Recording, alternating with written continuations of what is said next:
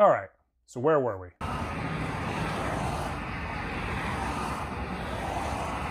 Right, my Corvette was getting put on a flatbed because it dropped a razor blade into the engine bay, which inevitably broke something, causing my car to spray out coolant and then eventually overheat. That's the shortened version, but if you want to get all the details leading up to this moment, click right here and check out my last video. So my Corvette was getting towed, and one thing I wanted to say is that this tow truck driver was the best thing that you could ask for in a situation like this. This was actually the first time I've ever had a car towed by a third party, and being that it sits, 3 inches off the ground, and it's the most expensive car I have, I was nervous. But this driver did everything he could, from bringing out boards to help the approach angle, lining up the car multiple times to make sure it was all good, and even pointing out to me where he was hooking up to the car.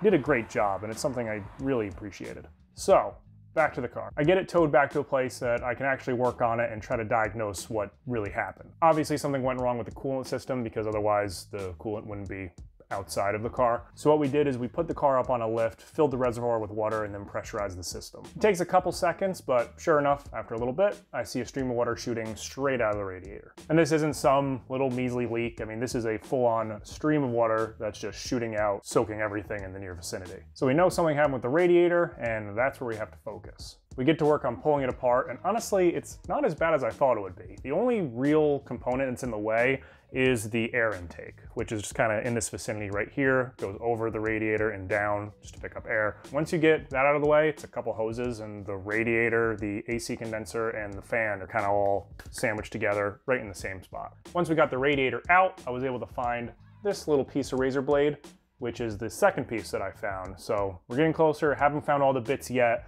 but it's definitely a step in the right direction. And this little guy was sitting right underneath where the radiator was. So we pull out the radiator and the fan, and if you don't know, the fan is bolted directly onto the radiator. It kind of slides out all as one piece. So this is what it looks like.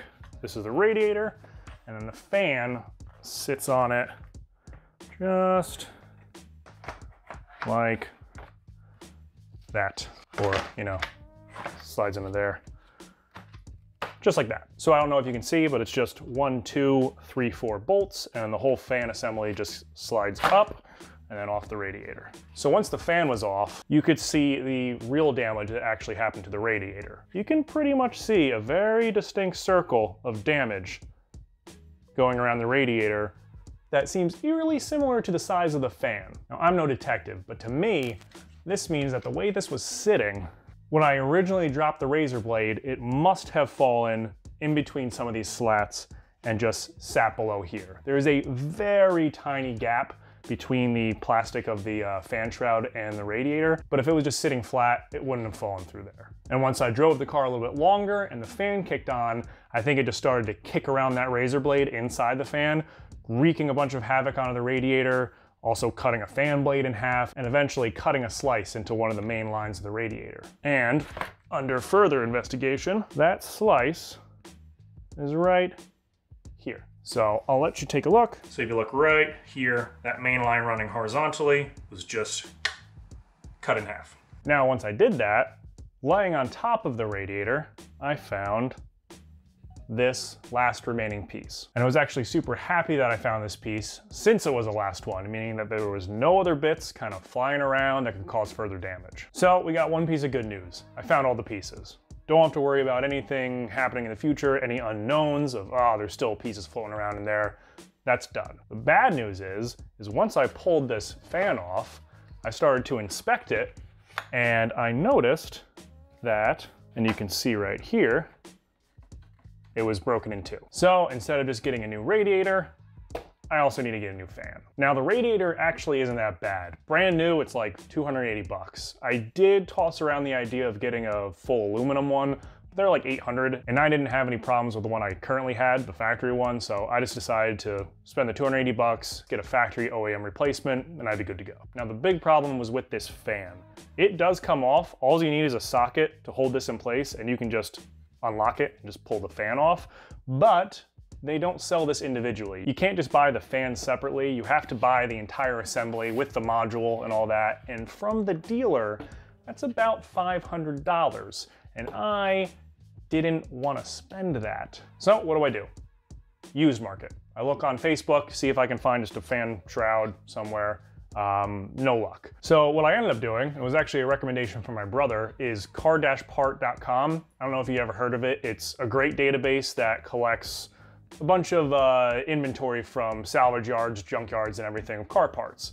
And it was great. I found one relatively close to my house, about an hour away, for $80, a full fan assembly. And that's actually this one that you see, just with my old fan. All I needed was the fan. I knew that my original modules were working fine. There's no point in risking putting a used one that I don't know the history of in there when all I need is the physical plastic part of the fan. So I just spun off the old one, put it on a new one, good to go.